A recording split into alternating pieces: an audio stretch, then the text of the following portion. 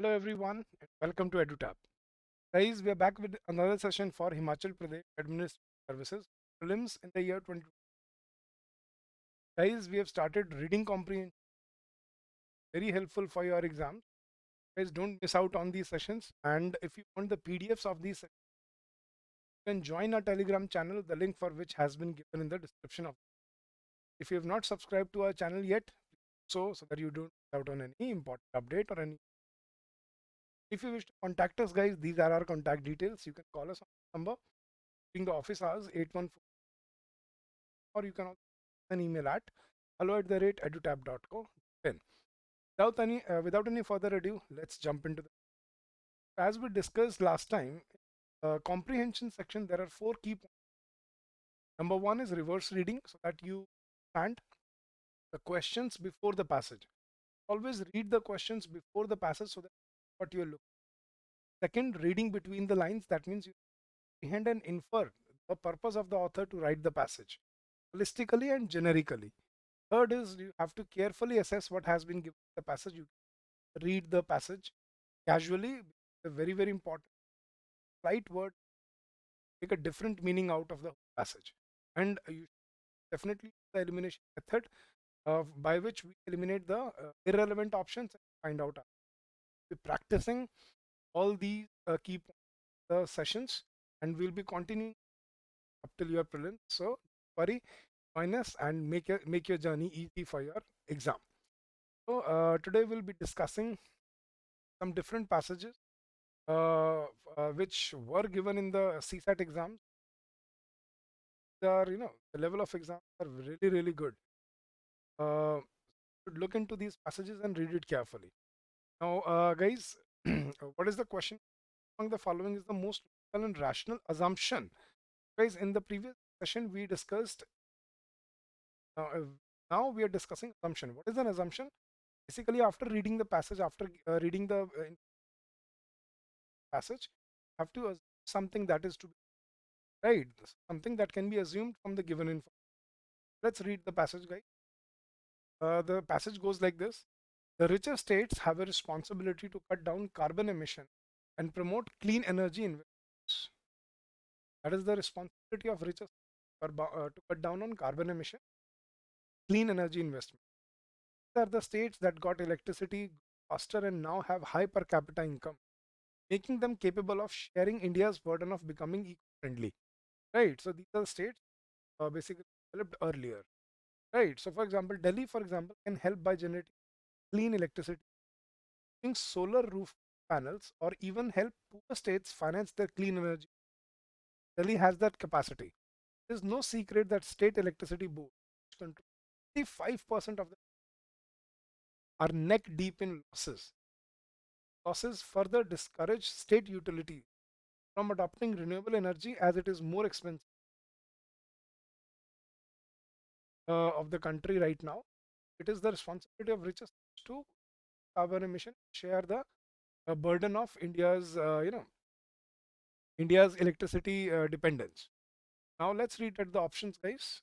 Option number one: the richer states must lead in the production and adoption of renewable energy. That's the logical assumption. Second option is that the poor states always makes it makes it an extreme option.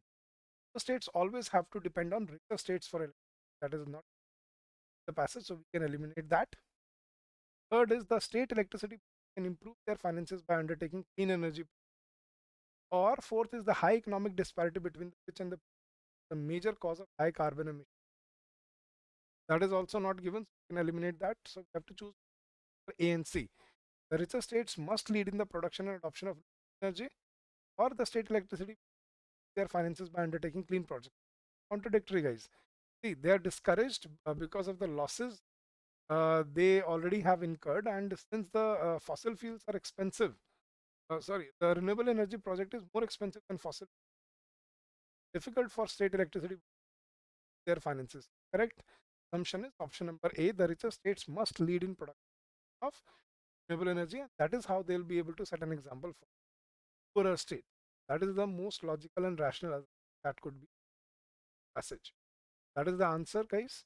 That's how you basically Reverse read the passage, read the question first, then read the passage carefully, read between the lines what has been conveyed, and then eliminate your irrelevant options and find out your answer.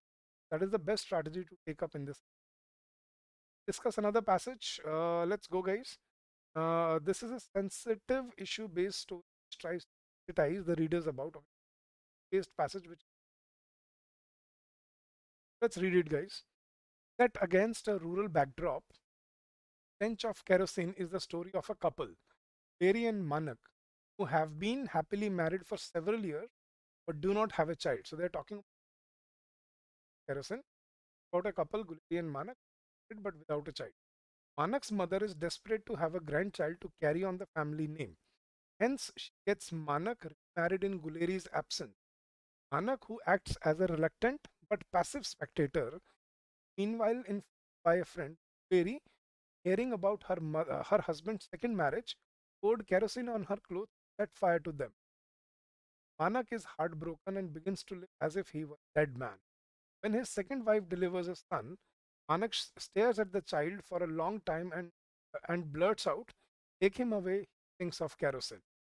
Basically, about the patriarchal society, yeah, and about how people and men are treated in the country. Question is the sensitive issue is to sensitize the readers.